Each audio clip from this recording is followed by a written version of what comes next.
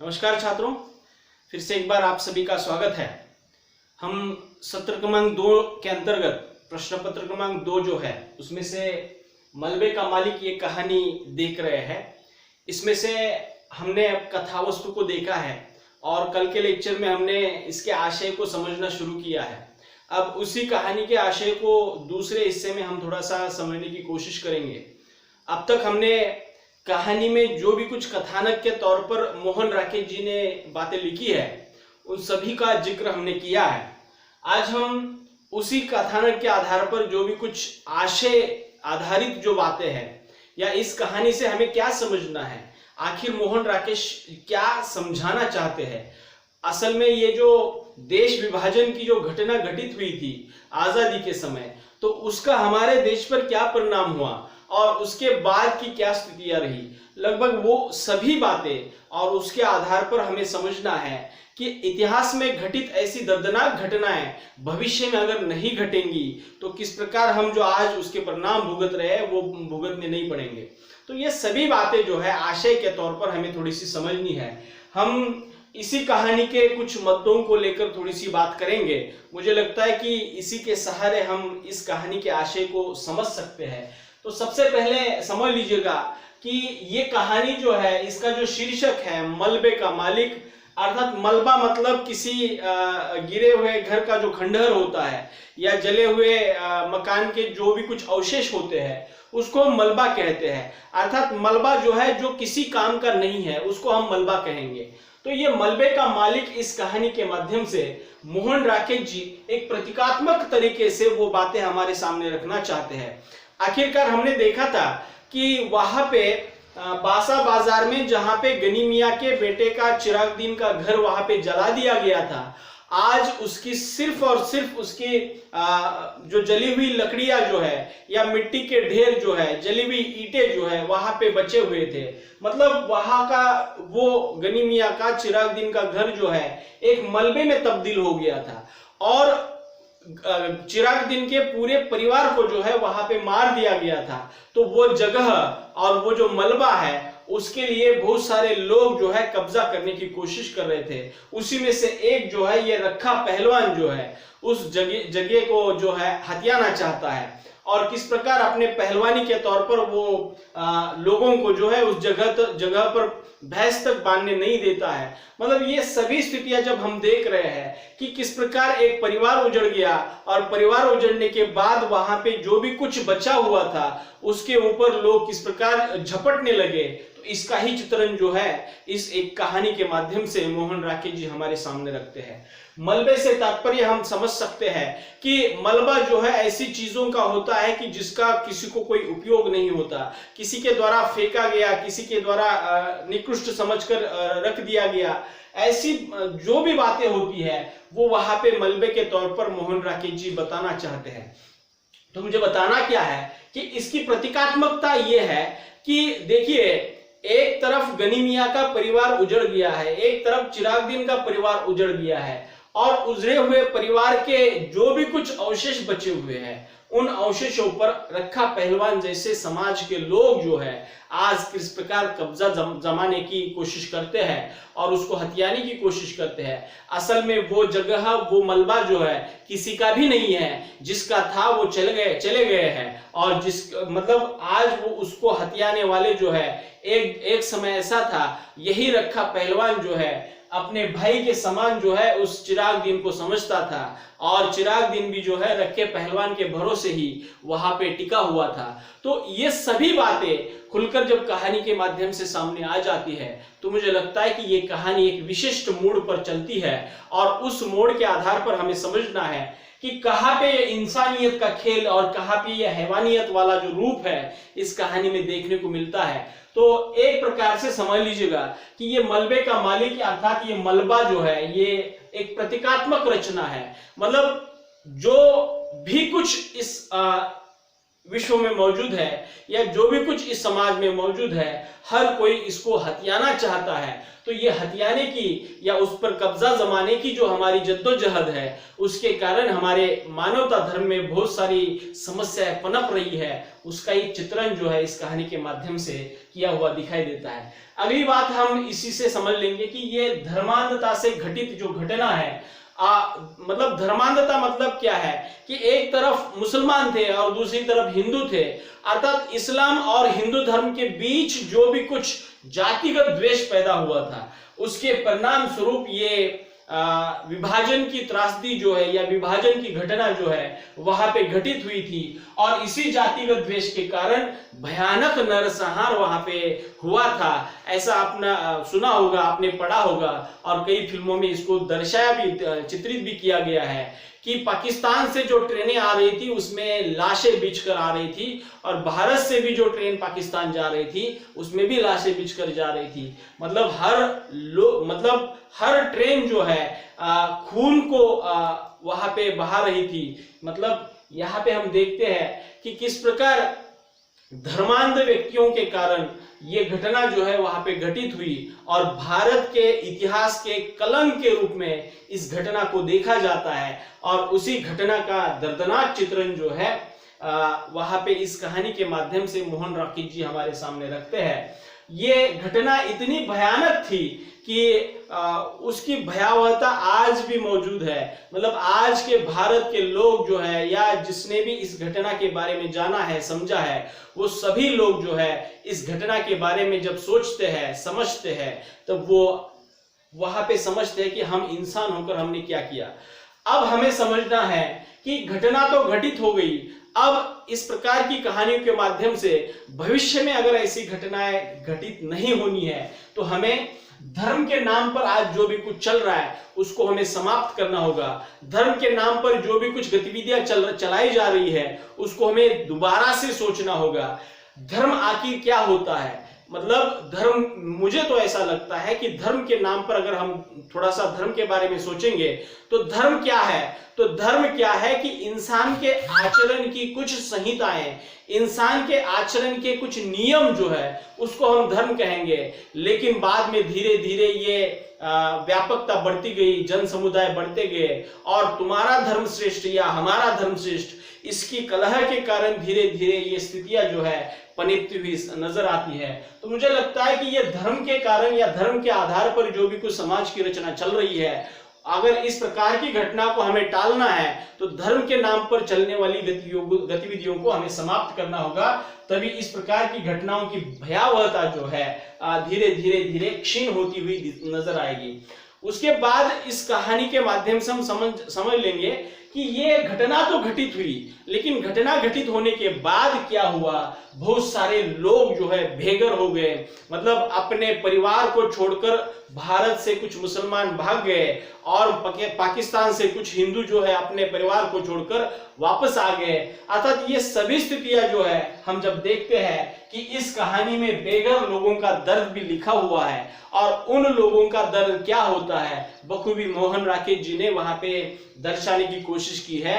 गनी मियां जब अपनी ही गली में गुजरते हैं, गली से घूमने लगते हैं या गुजरने लगते हैं, तब उनको वो गली जो है अपनी न होकर किसी नए अनजाने शहर की गली लगने लगती है, क्योंकि उसमें इतना सारा बदलाव जो है उनको देखने को मिलता है। जले हुए घर दिखाई देते हैं, मिट्टी के ढेर दिखाई देते हैं, कूड़ा कचरा दिखाई देता है। जहां पे बहुत सारा बाजार वगैरह लगा रहता था, आज वो जगह सुनसान पड़ी हुई है। जहां पे अलग अलग चीजों की, दवाइयों की दुकानें थी, वहीं पे आज पान की दुकानें वो देख रहे हैं। तो ये जो माहौल बदला है, तो इसके कारण लोगों के बीच जो दर्द जो पनपा था उसका भी चित्रण जो है इस कहानी के माध्यम से मोहन राकेश जी ने किया है। तो बेघर लोगों का दर्द ऐसा इस कहानी के माध्यम से हम समझ सकते हैं कि जो लोग अपने परिवार से बिछड़ गए हैं, अपने परिवार को त्याग कर भाग गए थे, और उन लोगों की क्या स्थिति हुई होगी, इसका भी एक चित्रण जो है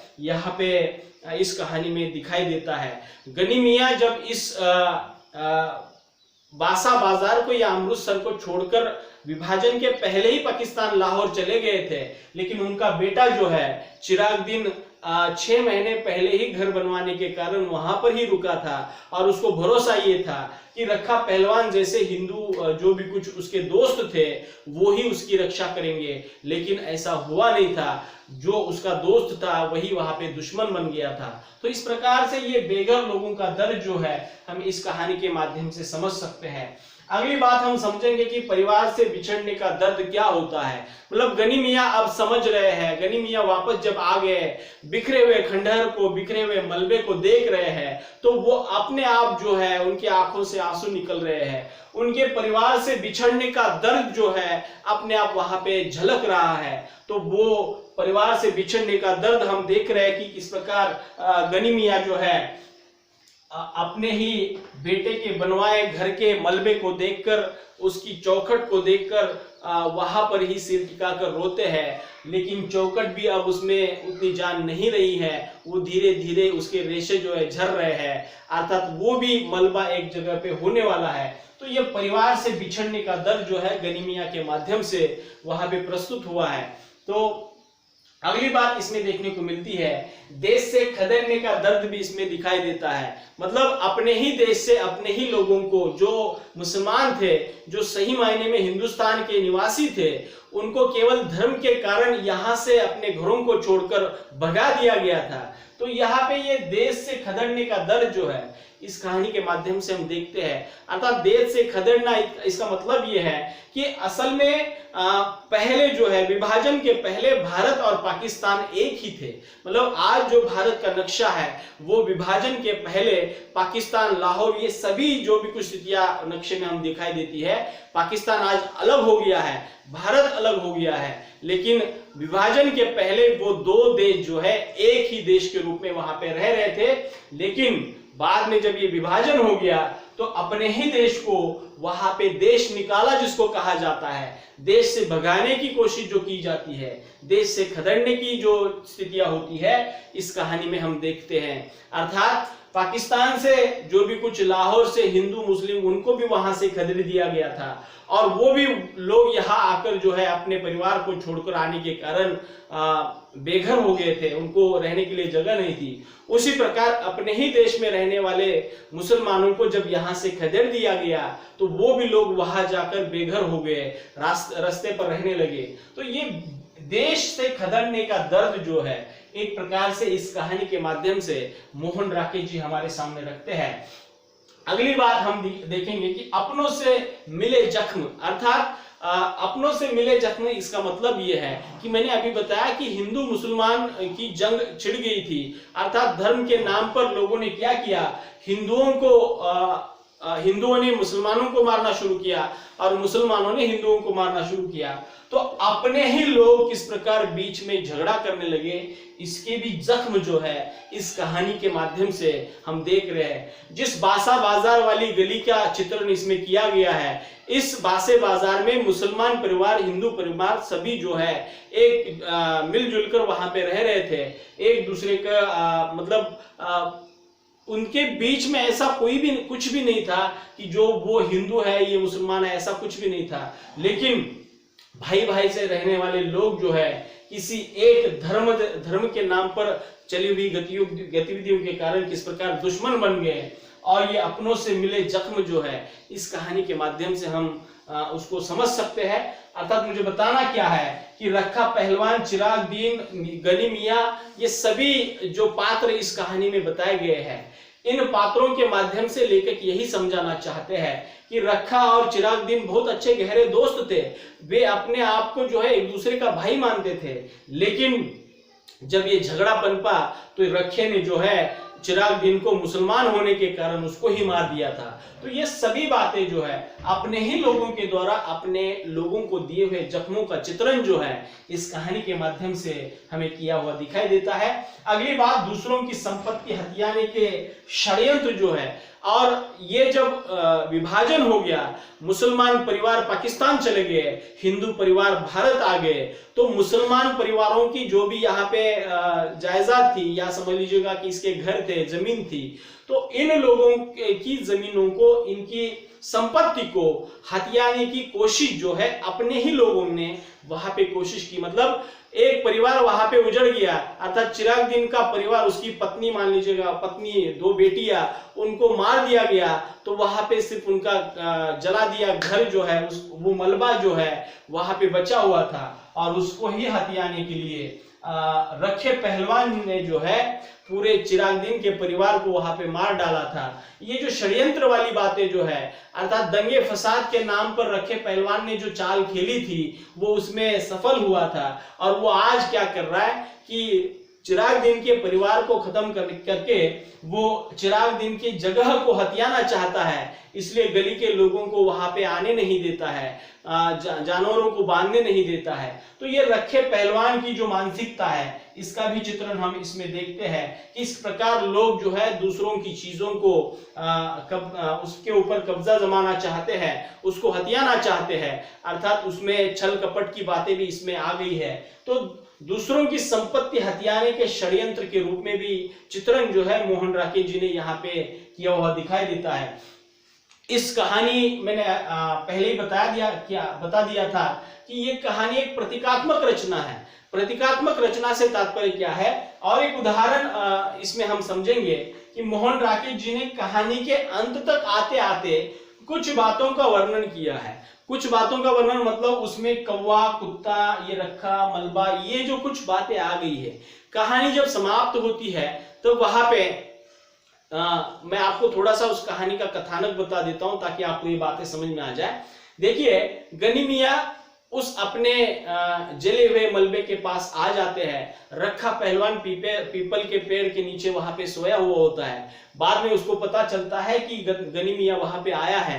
तब गनी मियां जो है रखे पहलवान के पास जाकर वो पूछने लगता है कि ये कैसे हुआ, क्या हुआ, क्यों, किसने किया।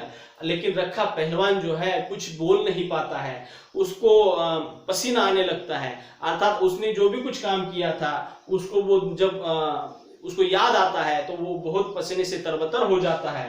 तब गनी मियां और रखे के बीच जब संवाद चल रहा होता है तो गली के लोग भी जो है उसको देख रहे होते हैं। अब लोग समझ रहे हैं कि शायद इन दोनों के बीच में बहुत बड़ा झगड़ा होगा, लेकिन वहां पे गनी मियां को कुछ पता नहीं था, अर्थात जिसने अपने बेटे को मार दिया था उसको ही वो पूछ रहे थे कि आखिरकार चिरागदीन को किसने मारा, उसके परिवार को किसने मारा।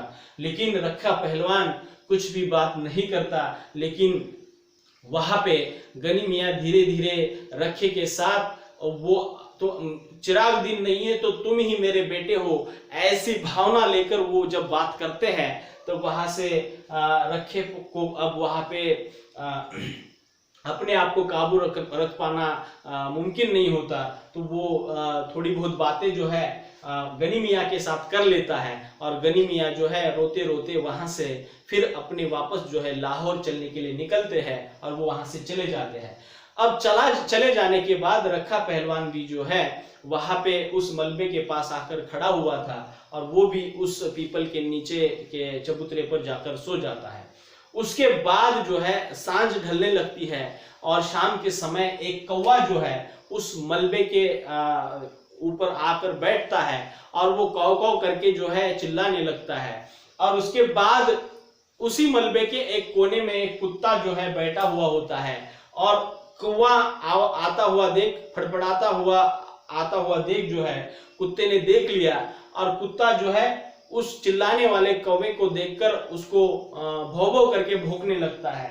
और कुत्ते की आवाज सुनकर कौवा भी जो है वहां से पंख फड़फड़ाते हुए उड़ते हुए पीपल के पेड़ के ऊपर चला जाता है, वहां पे जाकर बैठ जाता है। कुत्ता थोड़ी देर जो है वहां पे आकर भौंकने लगता है।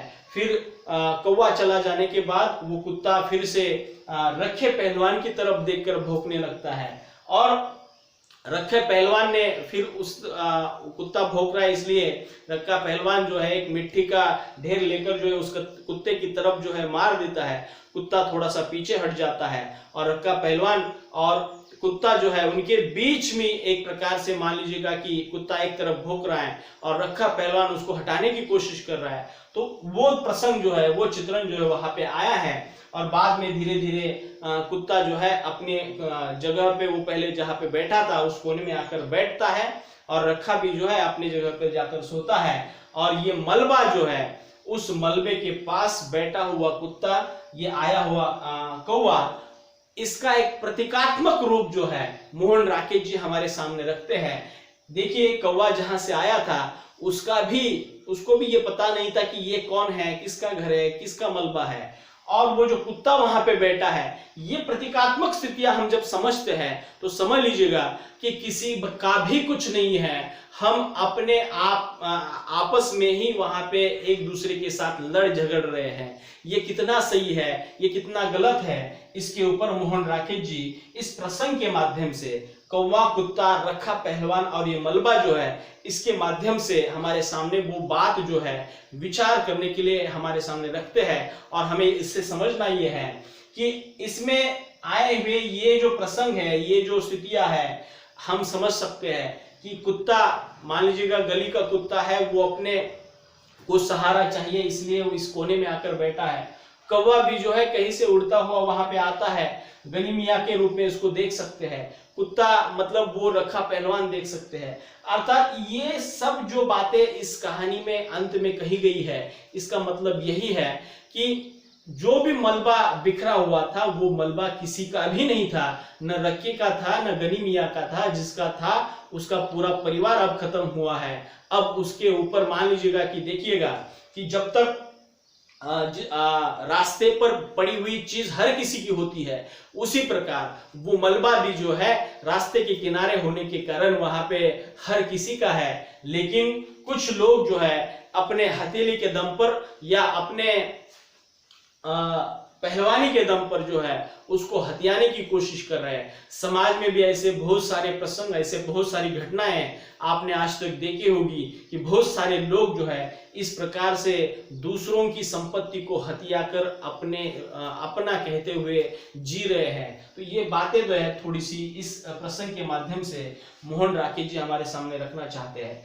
और अंत में इस कहानी का आशय मैं आपको समझाना चाहता हूं, वो है इंसानियत का हैवानियत वाला रूप। इस कहानी में जो भी कुछ इंसानियत जो थी, मौजूद थी, वो किस प्रकार हैवानियत में बदल गई, इसका चित्रण इस देश विभाजन की त्रासदी के अंतर्गत वहां पे हम देखते हैं। किस प्रकार हिंदुओं ने मुसलमानों को मारा और मुसलमानों ने हिंदुओं को मारा। अर्थात हिंदू भी इंसान थे, मुसलमान भी इंसान थे। और एक तरफ हम देखते हैं कि ये रखा पहलवान जो है, मुसलमान जो चिरागदीन था उसको ही वो मार देता है। मतलब दोस्त ही दोस्त को मार देता है केवल और केवल धर्म के नाम पर। अर्थात ये हैवानियत वाला जो रूप है इस कहानी के माध्यम से हमारे सामने मोहन राकेश जी लाते हैं। और मुझे बताना यह है कि ये कहानी एक प्रकार से धर्म के नाम पर किस प्रकार एक दूसरे के बीच में दंगे फसाद होते हैं और उसका परिणाम क्या होता है, इसका चित्रण, सजीव चित्रण समझ लीजिएगा कि इस कहानी में किया हुआ दिखाई देता है। मुझे लगता है कि ये कहानी, इसके अलावा इसमें ज्यादा कुछ नहीं है। हम इस कहानी में जो भी कुछ आवश्यक बातें थी मैंने अभी आपको समझाई है। और मैं आपको और एक बात बताना चाहता हूं कि इस कहानी के जो पात्र है इसको भी थोड़ा सा याद रखिएगा। मैं फिर से एक बार उन पात्रों को दोहराता हूं कि इस कहानी में प्रमुख पात्र है गनी मियाँ और उसके बाद दूसरा पात्र है रखा पहलवान। गनी मियाँ जो है वो चिरागदीन के पिता है जो लाहौर से हॉकी का मैच देखने के लिए वहां पे आए थे। मैं ये जो बातें बता रहा हूं ये बातें इसलिए ध्यान में रखिए जो आपको परीक्षा में बहुविकल्पी प्रश्न के लिए पूछी जा सकती है। और उस कहानी में आए हुए अन्य पात्र जो है, मनोरी नामक पात्र जो है, जो गनी मियाँ को गली से उनके जले हुए घर तक लेके जाता है, मलबे तक लेके जाता है। वो मनोरी जो है 16-17 साल का लड़का है। उसके बाद रखा पहलवान हमने देखा कि वो किस प्रकार चिरागदीन का दोस्त था, बाद में उसने ही चिरागदीन के पूरे परिवार को खत्म किया था। और उसका एक शागिर्द है, शिष्य जिसको कहा जाता है लखा पहलवान। रखा पहलवान का शागिर्द है, शिष्य है। उसके बाद इस कहानी के दूसरे अन्य पात्र है चिराग दीन। चिराग दीन जो गनी मियाँ का बेटा है, और चिराग दीन की पत्नी का नाम है जुबेदा। और जुबेदा के बाद इस कहानी में दो अन्य पात्रों का उल्लेख हुआ है, वो है जुबेदा और चिराग दीन की दो बेटियां जो है किश्वर और सुल्ताना। और ये किश्वर और सुल्ताना जो है मात्र इसमें जिक्र हुआ है, इन सभी को रखे पहलवान ने मार दिया था। तो किश्वर, सुल्ताना, चिराग दीन और जुबेदा की दो बेटियां हैं, और चिराग दीन की पत्नी का नाम जो है जुबेदा है। तो ये सभी बातें जो है बहुविकल्पी में आपको शायद पूछी जा सकती है। मैंने इसके पहले जो ये आशय के तौर पर जो भी जरूरी बातें हैं उसको मैंने आपको समझाया है। मैं आशा करता हूं कि आपको ये कहानी इन मुद्दों के सहारे तथा कथानक के सहारे जो है समझ में आ जाएगी। मुझे लगता है कि इस कहानी के लिए जितना भी कुछ बताया गया है उतना काफी है। अगले लेक्चर में हम अगला पाठ लेकर उपस्थित रहेंगे। तब तक के लिए रुकते हैं। धन्यवाद।